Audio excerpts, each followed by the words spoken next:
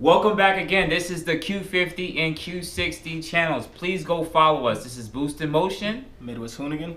Definitely check us out. The links will be below to check out our channels. But this video is going to be about 3.7 versus 3.0T Q50s. Sir. Unfortunately, this is not for the Q60 guys. Stop confusing the G37 with the Q60s, okay? This is just the VR30, all right? But yes, for the Q50s and Q50,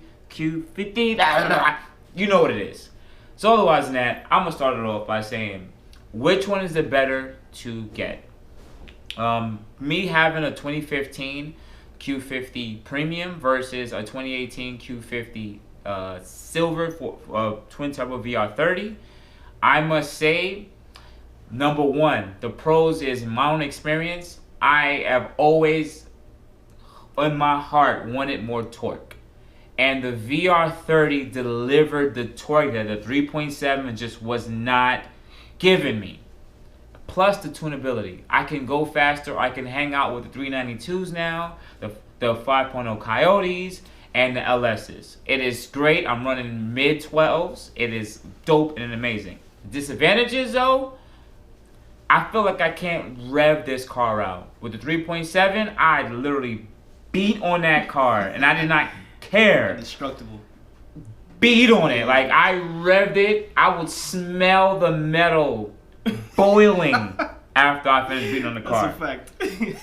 But that's my pros and my cons. But let me just let him jump in because he also knows from his own experience. So I had a 3.7 as well, 2014 Premium that I got. Initially, I bought it because nobody in my area had an Infiniti. It was all American. I live near Detroit, so everybody has a muscle car, and it's in that mentality that you gotta have a muscle car to be fast. So I bought something a little bit different. Nothing but V8s, right? So I started with the intake. I went through like 6 sets of intakes. Let me tell you, like the 3 sets of exhaust. Just try to see what I want, the combination that I wanted. I ended up with exhaust, test pipes, intakes. The basic stuff that you put on your car. So I fell in love with the car. Obviously, like he said, you can bang that thing out to 7,500, 8,000 RPM, and it would just still, Loved it. And it will still run the next day like you just bought it off the lot. Like the 3.7 is indestructible. I mean, there's issues here and there, but guys, those are not like common, breakdowns like you mentioned in one of your videos the other day. It's indestructible. So that's sort of the reliability of the 3.7 motor was probably the best thing that I've had in a long time in a car. So going to the 3.0, like a lot of you guys, I was skeptic too. I was like, man, is this thing gonna it's gonna run the same way as that? No, I mean, this car is running the exact same, if not better.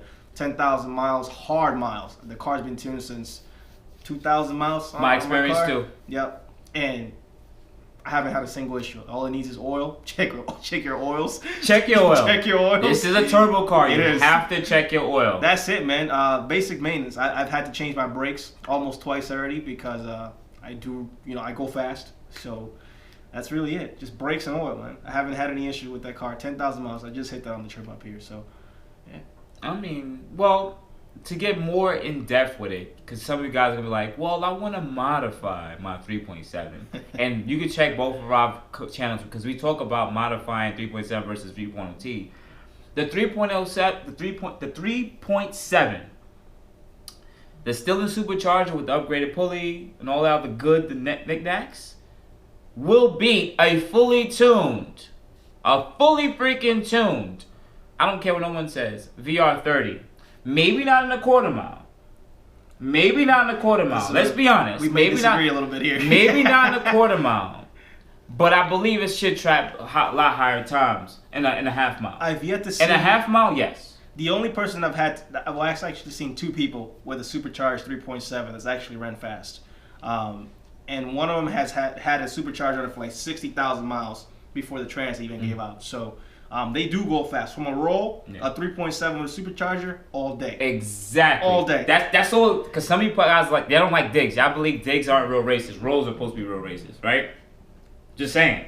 It's all opinion based anyways, but from a roll, I found that the 3.7 supercharged is an animal. But from a dig, my 3.0, oh yes, I'll destroy. Oh yes, I completely agree. I have a 3.0T too. Yes, that amount of torque, that mid range of the 3.0T is just beefy. You can't mess with that. No doubt. But on a roll, I think a 93 pump supercharger with an upgraded pulley, not that out the box STILLEN crap, okay? You gotta upgrade it, okay? Otherwise than that, that's the only way you're gonna actually keep up with a 3.0T. Period. But the 3.7, I gotta give it to him. Supercharged with mods. Even on maybe on the E85, just regular NA is really good. With E85 or NA, you know, pump gas is good. You just need some test pipes, and exhaust, and that's it. That's all you need for the supercharger. Obviously, you need bigger injectors, and the difference that it makes is in the tune. You need a good tuner. I believe that everybody can get a full bolt-on car, but your car is only as good as your tuner. So everyone has these discrepancies. How come I can't run 22 PSI? How come he's running 22 and him 19? He's faster. I don't want to talk about that meme. It's just going to be, the tuner is going to make the difference. Yes. As good as your tune is, that's as good as your car is going to run. That's all it is. It's also your climate, too. It's also where you live. If you live in a southern zone, you're not going to be pushing 24 PSI, guys, on your VR30, period. It's not happening. But when you're in Canada or where the DA is a lot better, you're going to be pushing more of that because you can be able to accommodate that. Now, for the people with the 3.7, it's a lot easier. You just lean out the mixture a little bit. That's it. Just push those ponies out. That's all it really is. And don't get MEGEN test pipes. I'm tired of you guys getting MEGEN test pipes and sending me it. Stop it. Stop getting MEGEN test pipes for your 3.7, okay? They're gonna crack over time. They're terrible. But all in all, to make it 3.7 fast, from what I realized, you're gonna get right around the high 12s. Today we witnessed 12.8 on a good tune. Yeah. Test pipes, but he's leaning out on his mixture. Yep. I personally ran a 12.9, and it was a high 12.9. That's the best I got out of the car, and I broke the diff doing it. So I mean, I had every possible. All-wheel drive? All-wheel drive. I had every possible bolt time you can throw out that car. And the tune, I got a tune. I got a dyno tune. I thought I did everything right, but the car was just not happy. So all in all, that makes you sit there and think that for the VR30, they actually changed up the diff too. Then in my mind, because there's no way you're putting out 200 more pounds of torque. I think the part numbers are the same, but there's got to be something going on that our drivetrain is a little bit stiffer than it used to be. Because for you to blow the diff on a 3.7 and then go in the VR30 and have 200 pounds more of torque, and it's just like, well, my VR30, I've broken one axle. Okay. So I broke there it goes. I got a one wheel spin one time. The one wheel spun and the other one didn't, and something happened to the other one that didn't spin, and it just broke. The axle, the boot got tore out completely, and what can you do? Luckily, the way it broke off, it was just slide the new one in, and I was good to go. So maybe it was like a factory issue, but who knows? Right. So all in all, from the 3.7 to the 3.0T, my recommendation still always sits the 3.0T. I love the Dinosaur VQ37, but because the 3.0T could be leased for such a cheap price, sub 300s, or you can get them used on a lot for freaking under 20, almost 20 grand now. They depreciate so fast. Fast. I would recommend that because you'll have a newer car that's still possibly under warranty. Yep, I agree. I mean, the low end torque of the 3.0, it's just addicting.